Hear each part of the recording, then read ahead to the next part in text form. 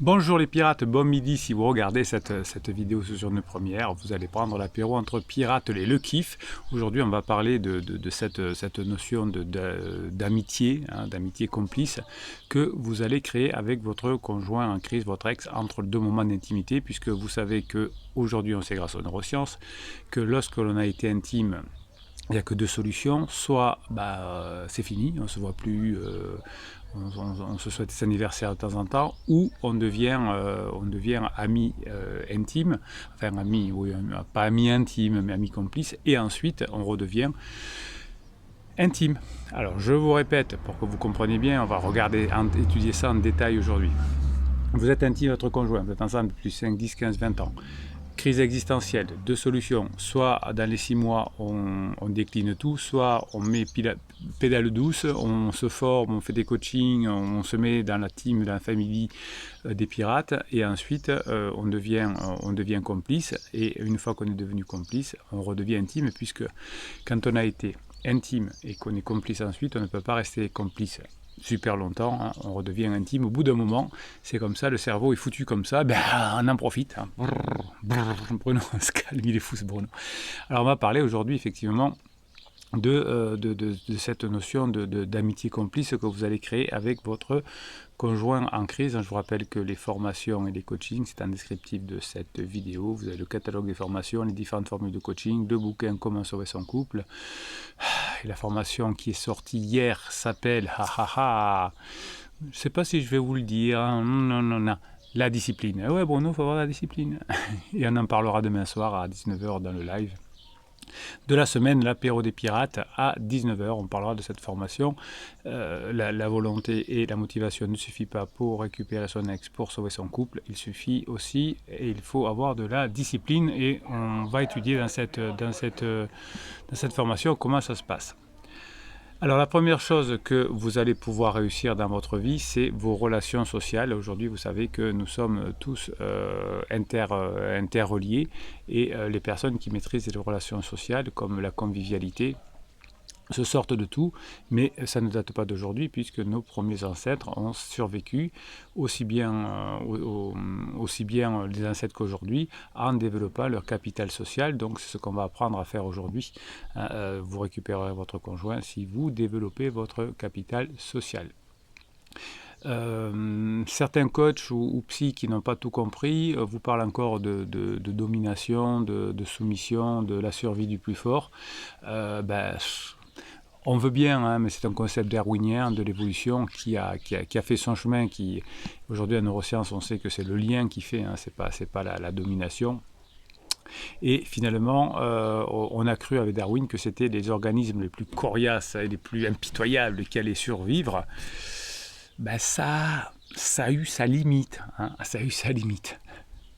On a pensé que les plus coriaces survivraient et que les plus faibles mourraient. Eh bien non. On s'est aperçu que les espèces les mieux adaptées, ceux qui sont là aujourd'hui, et qui utilisent le haut de la société, par exemple les êtres humains, eh bien, ce sont les espèces les plus évoluées, sont celles qui ont le plus de compétences sociales. Si vous y réfléchissez, les espèces basiques n'ont peu de compétences sociales, même les fourmis ont de la compétence sociale. Et donc, si vous travaillez sur l'évolution de l'humanité à partir de la sympathie, eh bien, vous aurez tout compris. Les espèces qui survivent le plus sont celles qui ont le plus de convivialité sociale, et les couples qui fonctionnent le mieux et les couples qui reviennent ensemble sont ceux dont la personne qui n'est pas en crise a tout compris ça et arrive à travailler sur ce côté sympathique. Donc dans cette team, dans cette famille, vous savez que nous avons un regard uniquement scientifique, notamment avec les neurosciences. On n'en fait pas de pseudosciences ou de choses comme ça, et on va aujourd'hui jeter un regard scientifique sur la sociabilité humaine, et notamment sur cette période de complicité. Peut-être que vous serez surpris de découvrir finalement que le fait d'être quelqu'un de social est un trait de l'évolution et que si vous êtes là, c'est que vos ancêtres ont été des êtres sociaux et que s'ils n'ont pas été des êtres sociaux, eh bien, vous ne seriez certainement pas là. Donc la science évolutionniste d'ailleurs met l'accent sur l'agressivité et la force. Et on s'aperçoit aujourd'hui que c'est une erreur. En réalité, c'est notre capacité à travailler ensemble qui a assuré notre survie. Donc quand vous avez un coach qui vous conseille de manipuler votre conjoint avec des silences radio, des lettres magiques, des films moi je te suis, fuyez justement. Fuyez parce que aujourd'hui on sait que les espèces les plus développées l'ont été grâce à la coopération. Donc si votre couple a peut-être boité à un moment donné, mais c'est parce qu'il manquait de coopération.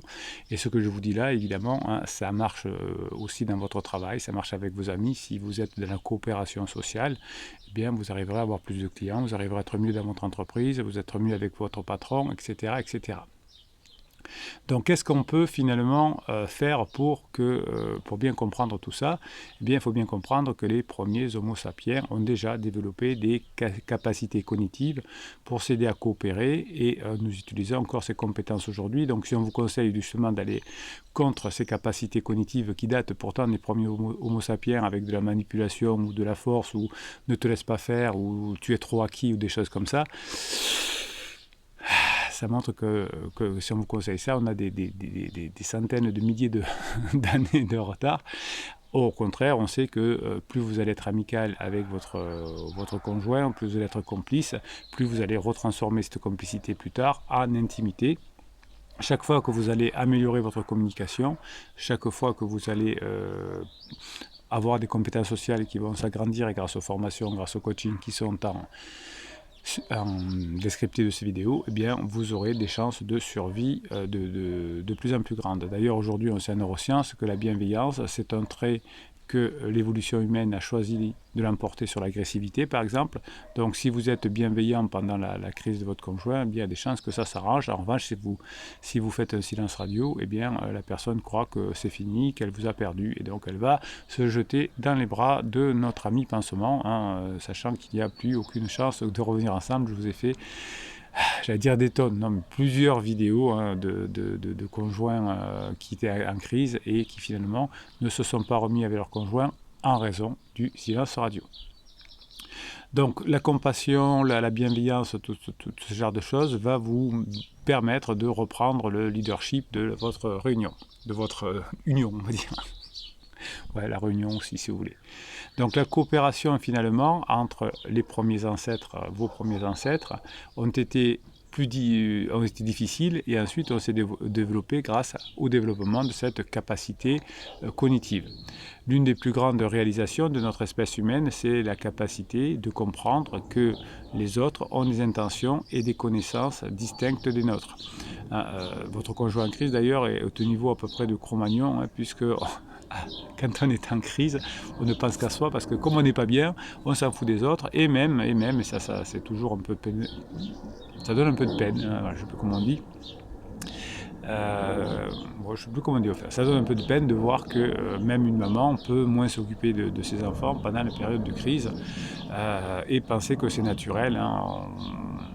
Si on a un fil rouge sur cette team, sur cette famille avec notre amie Alessandra Sublet qui aujourd'hui, là, au moment où je tourne cette vidéo, est catastrophée parce qu'elle a décidé d'aller habiter loin de ses enfants, qu'elle laisse avec son parent et qu'elle se fait critiquer par la société. Elle est juste en crise, arrêtez de critiquer Alessandra, elle croit qu'elle a raison, elle croit que c'est pas grave, elle croit que les enfants s'en remettent, elle croit qu'elle veut être libre, laissez-la vivre sa crise, arrêtez de critiquer Alessandra. Il peut sembler simple et évident que certaines personnes en crise peuvent penser qu'elles vont s'en sortir elles-mêmes, mais en neurosciences, on sait aujourd'hui que nous allons gagner, nous allons évoluer si nous apprenons à mieux communiquer ensemble.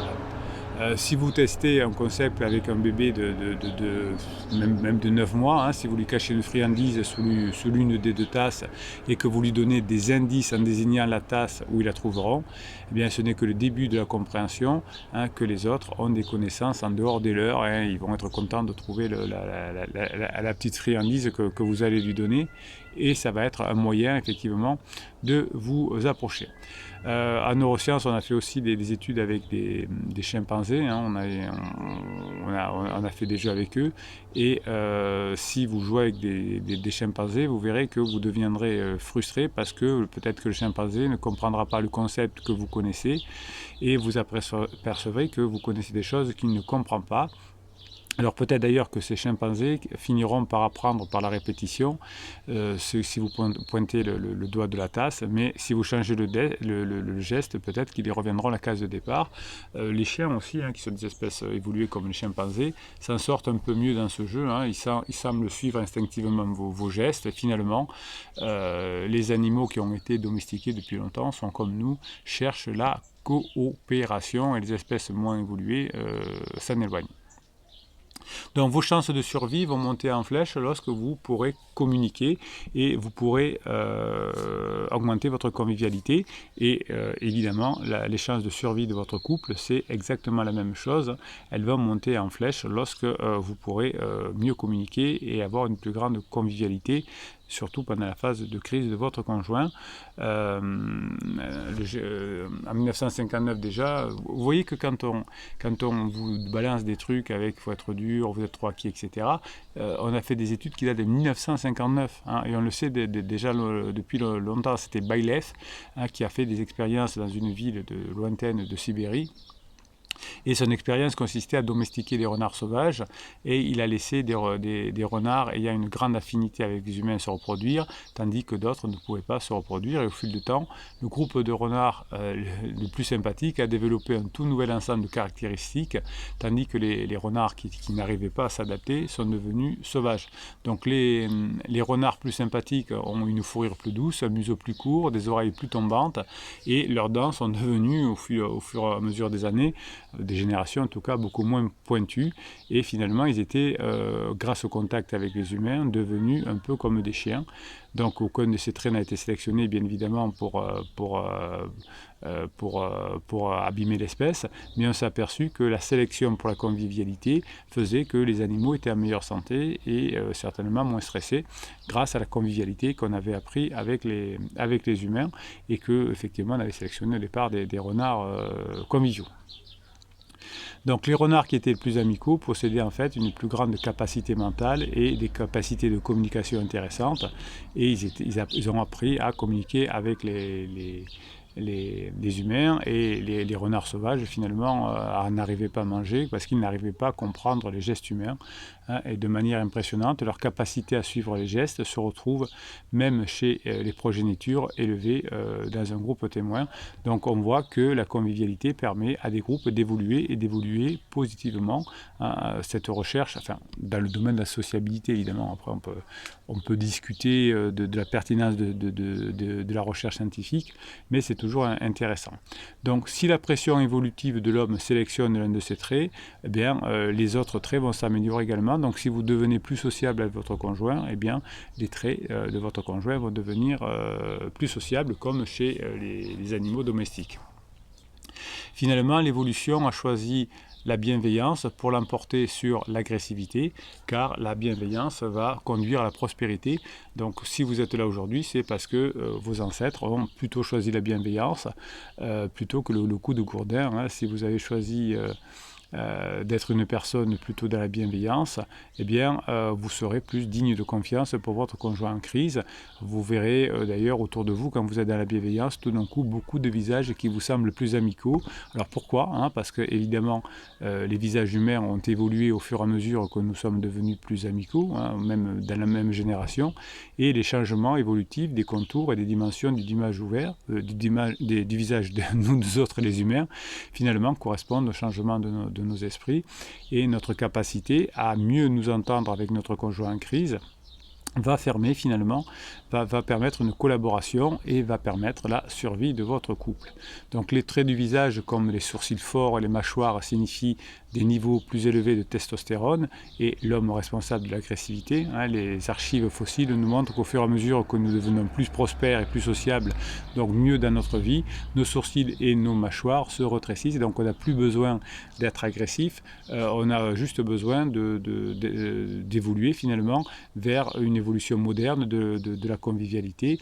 Et aujourd'hui, on sait que le blanc des yeux est de plus en plus visible chez les humains qui ont notamment plus de convivialité. Donc finalement, votre couple aura une plus grande survie si vous êtes plus amical et moins dans la critique. L'avantage évolutif est vers la bienveillance. Eh bien, je souhaite finalement que vous ayez bien compris tout ça et que vous puissiez avancer avec des normes scientifiques et pas de la pseudo-science de manipulation ou de domination. C'est comme ça que vous allez pouvoir améliorer votre couple et puis vous, ça vous fera du bien. Donc pendant que votre conjoint est en down, pendant sa phase d'alarme, vous bossez sur votre convivialité, sur vos compétences sociales avec des coachings, des formations, avec la team, avec la famille pirate. Vous écrivez dessous, là, sous ces vidéos. Je vous réponds et je vous réponds surtout dans les mini-coachings de ces vidéos. Vous en verrez une dans quelques instants. Le fait de donner aussi aux autres pirates des mèmes, des petites des phrases que vous avez trouvées, des liens de bouquins, des liens de vidéos que je vous mets sur le canal Telegram, c'est votre canal sur Telegram, vous allez sur le canal Bruno Marchal, c'est le canal des pirates, et vous avez beaucoup de ressources qui vous sont fournies par les autres pirates.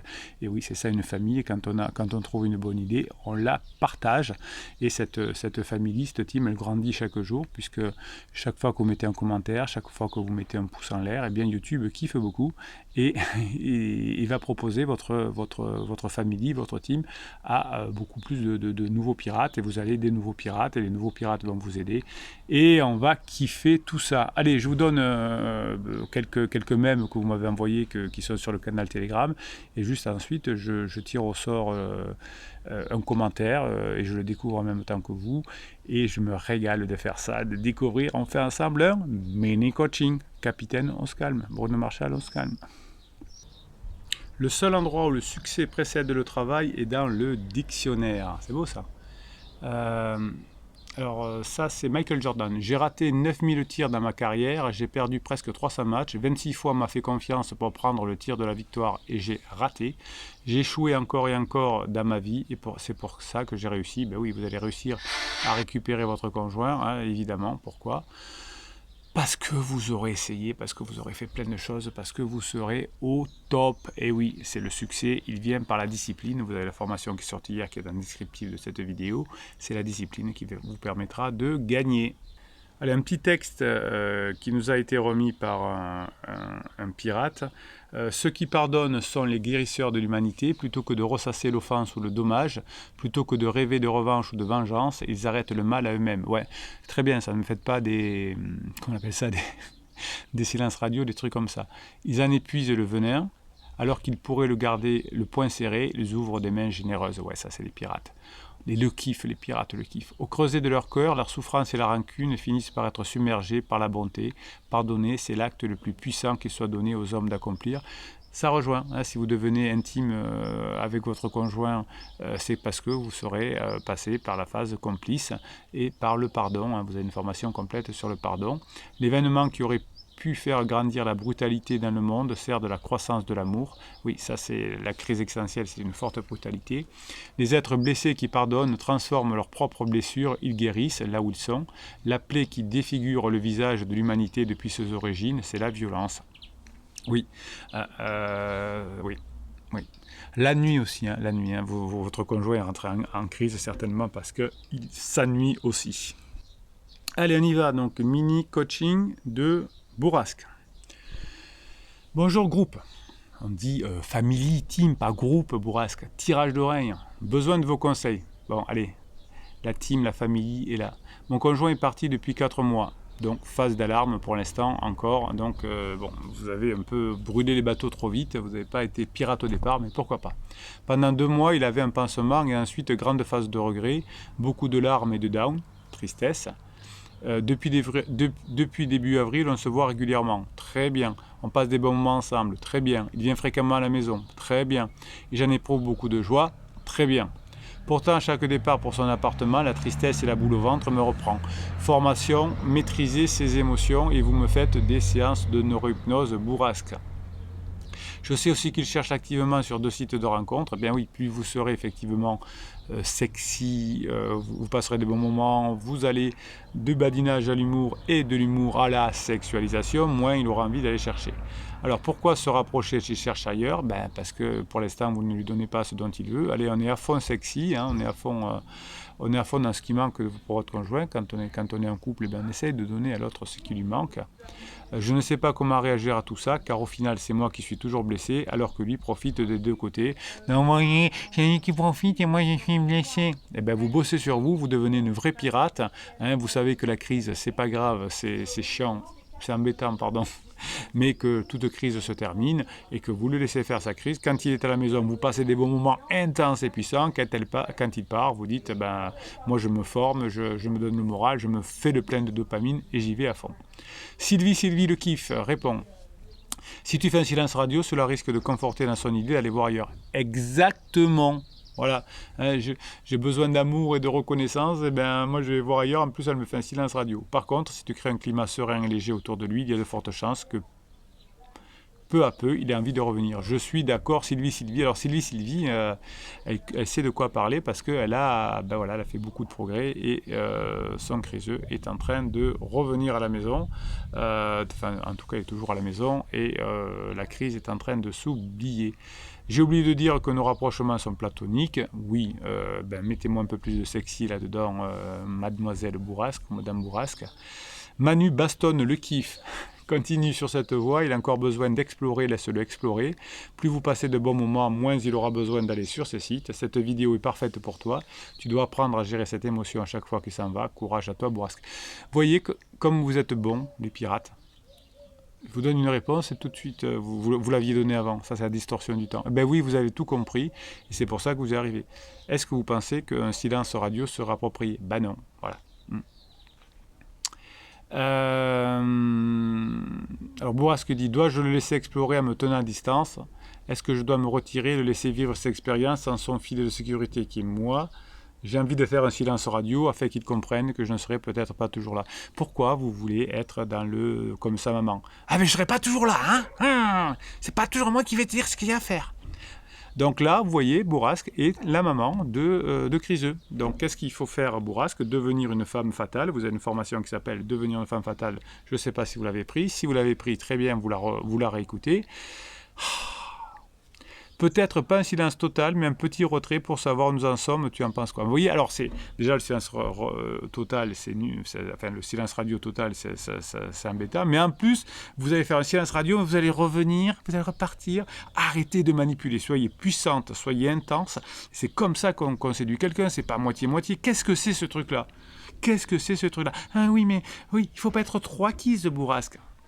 Mettez-moi toutes ces idées dehors de votre tête. Voilà, dehors, c'est fini, maintenant, fin du jeu, on rigole plus, on y va, et on arrête de jouer avec les trucs de gamin, je te fais la gueule, je boude, c'est bon, on est des adultes, on est des pirates, on est des le kiff. Je fais bien le coach en colère. Bon, allez les pirates, je vous kiffe. Bon apéro dans ce jeudi. On se retrouve demain matin à 7h45. Mettez-moi plein de pouces en l'air. Mettez-moi plein de commentaires. C'est comme ça que votre team, c'est comme ça que votre famille va grandir et que vous allez pouvoir aider Bourrasque et lui tirer les oreilles. Allez, on se retrouve demain à 7h45. Des pouces en l'air, des commentaires, je vous préviens. Bruno Marchal, je vous dis à bientôt.